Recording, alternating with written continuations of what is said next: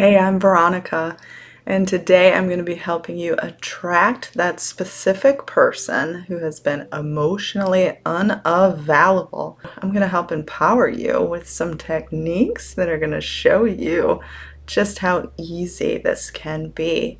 Before we do that, if you would like to do some work with me one-on-one, veronicaisles.com is the place to go.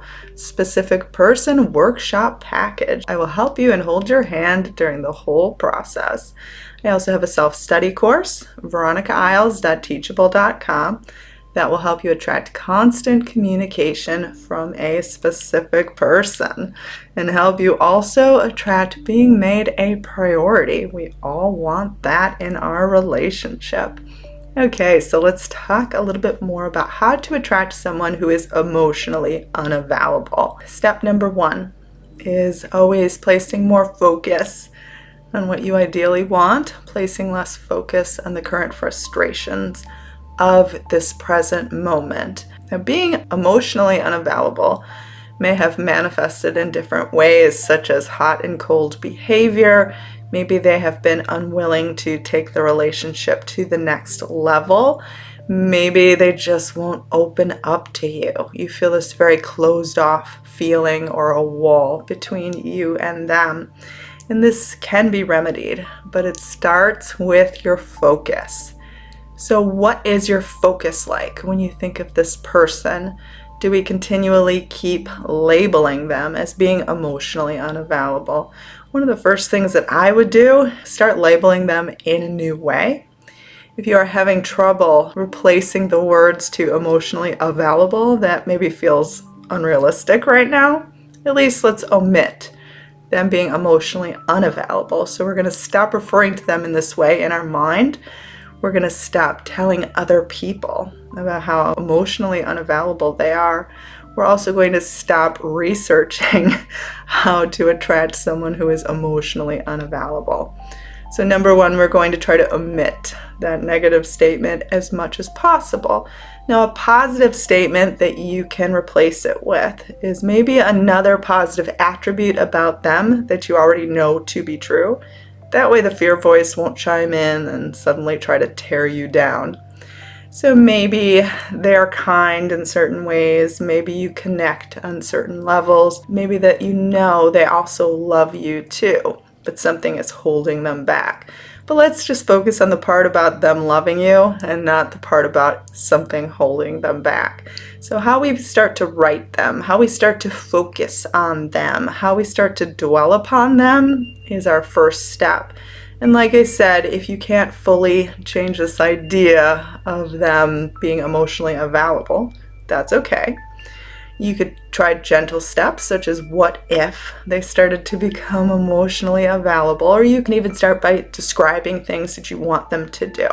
What if he or she suddenly started opening up to me, calling me more often, telling me about their world, their day, their past experiences, whatever it is. You could chime in with that in a what if statement. You could also say that this person used to be emotionally unavailable, but is evolving for the better. This is another empowering statement that you could put on the situation. Having someone show up in a way that's emotionally available has a lot to do with what you believe you are going to receive in a relationship. I don't believe anyone is restricted from showing up in a relationship and being emotionally available.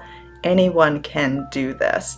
You could even look to your past of other relationships, maybe where you didn't experience this problem. If you've always experienced relationships with this problem, you could look to relationships you know of that don't contain this element of problem. But we do need to start rewriting what we think you are capable of receiving in a relationship. So I would make a list of things you want in a relationship, of standards, and of the high quality of experiences that you want to have. So let's think about the opposite of someone who is emotionally unavailable. What does this kind of person do? Write it down on your list of things that you expect to see of things that you expect to show up in your relationship. Now, this part of the exercise has everything to do with you. It's just about you granting yourself the ability to know you deserve these things, to know that these are your high standards, to know that anyone who shows up in your world must match these things, must conform to these things.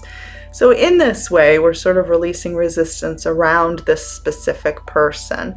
You do not have to put their name within this exercise. In fact, I wouldn't. I'd make it all about you. Now, this is not suddenly going general and attracting someone else who is emotionally available, because this specific person that you want can also be emotionally available. So I'm not trying to trick you into attracting someone else. I'm not trying to do that at all. What I'm trying to do is get you to the point where you can believe that you actually deserve this, that you can actually have this, that this is the only kind of relationship you accept. And once you realize that you are the person who only accepts someone in their world who is emotionally available, and this person starts to conform in that way, starts to show little bits of being emotionally available, you need to take the plunge. You need to take the first step to identify with the kind of person who has this, who grants themselves the feelings of satisfaction of having this within their relationship before it even shows up. You cannot expect and wait around for this person to do this in order to actually experience it first. It is important to know that your specific person can show up in any possible way. There's so many multitudes of experiences of behavior that they can display towards you. So of course they can show up as emotionally available. They're not forever damaged. In fact, if you know of particular experiences in their past that made them emotionally unavailable, you want to imagine them coming to terms with these experiences, releasing them, having them no longer be a part of their world. If it was a bad relationship before in the past that made them emotionally unavailable, you could say to yourself, well, I'm a new relationship, I'm different. This person is going to realize why I'm not the same as the other person who hurt them, why I'm actually a good thing. Now you want to give this time to work. You want to emphasize anything that this person is doing right. You want to place your focus on that, because whatever you place your focus on is going to multiply. So you really want to be aware of the opinions you are having about this person, negative and positive, and also about the opinions you're having about yourself and what you think you deserve. Because a part of you may feel like you deserve a relationship that's flawed or that isn't perfect.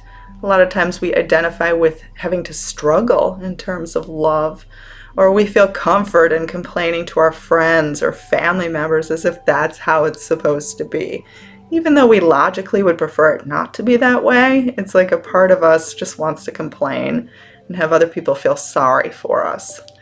So start to really empower yourself and say, I'm done with that. I'm done with it even before it physically changes. Even if this person is still acting emotionally unavailable, I'm not going to take part in those same activities I would have that would only fester and that would only perpetuate the moment. I'm going to be higher. I'm going to be better. I'm going to believe that this person can do more for me. Now, during this transition process, I would focus on things they are doing right. Now, if they are just frustrating you to no end, it is okay to separate yourself a little bit from the situation, energetically and physically. Like, this is okay. Don't think you're going to suddenly lose them. They may need some time to themselves to really contemplate, to really change, to really show up in a better way. So don't be afraid if you want to take some distance. Remember, your peace of mind matters the most. You can't manifest a better outcome if you're constantly in a state of frustration. So ask yourself what actions for yourself would make you feel really connected with having this type of experience. For everyone, it is something different. So really listen to yourself instinctually, intuitively. Trust in yourself because you've got this. Okay, so I hope this could help and get that person who's emotionally unavailable. I guarantee you, they will show up in a new way. They will blow your mind. I've seen people do 180s for the better. You deserve it. If you would like to work with me one-on-one, VeronicaIsles.com is the place to go. I also have a self-study course that will help you attract all of that amazing communication on a daily basis, more than you can handle. VeronicaIles.teachable.com. Have a great day.